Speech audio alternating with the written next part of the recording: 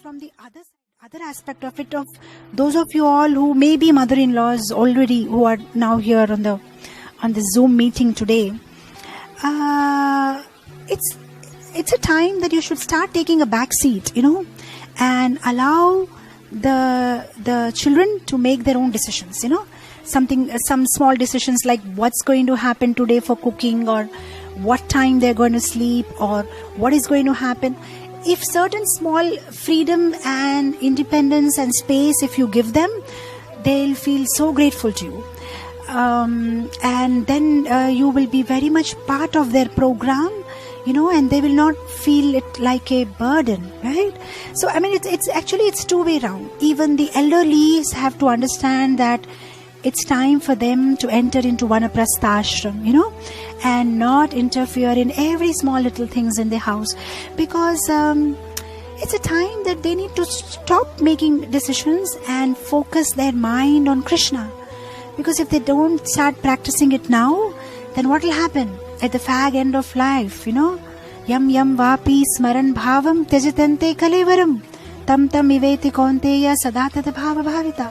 Then at the end of the life, they'll be thinking about bhindi and cabbage and kofta, and this is what's going to happen.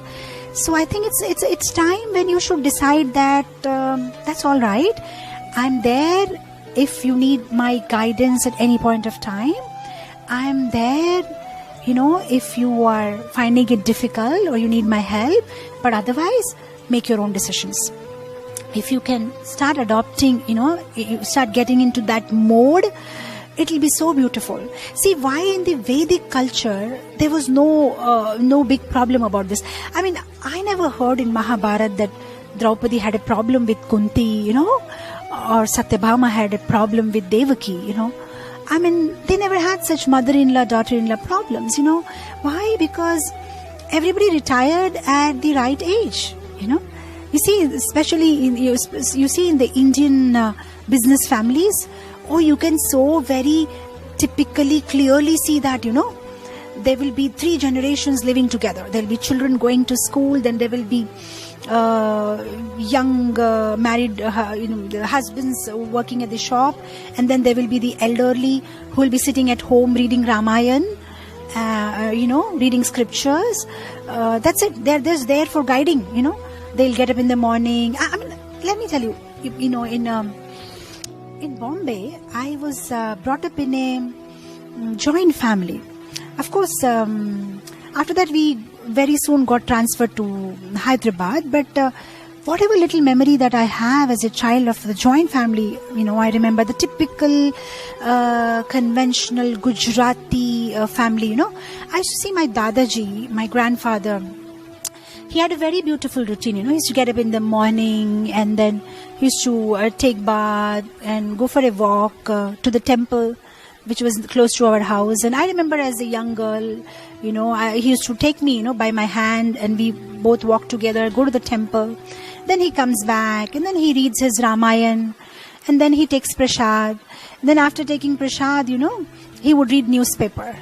Then after reading newspaper, he will have his age people come to him, from the neighborhood, and they would just talk to him.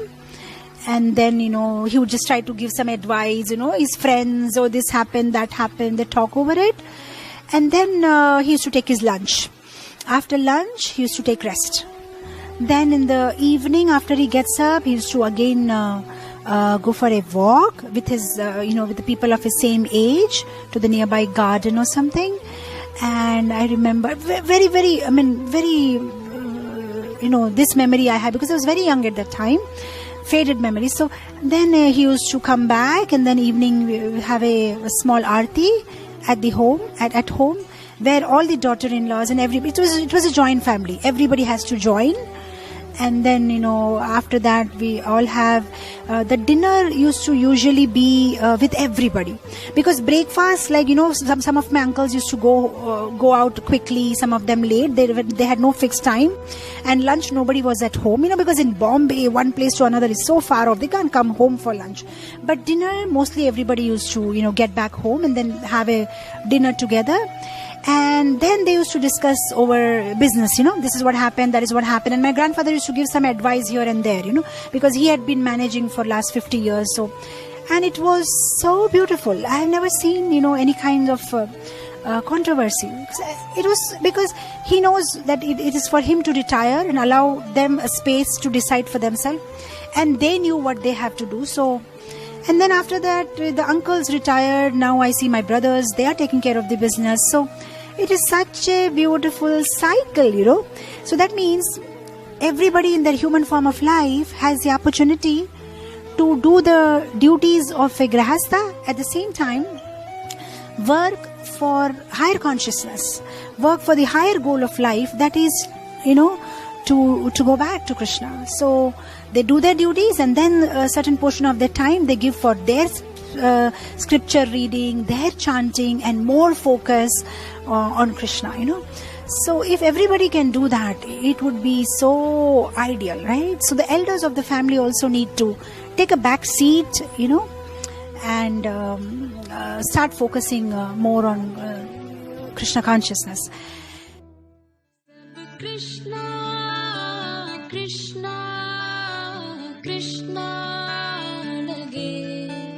Sab Krishna, Krishna, Krishna lage. Sab Krishna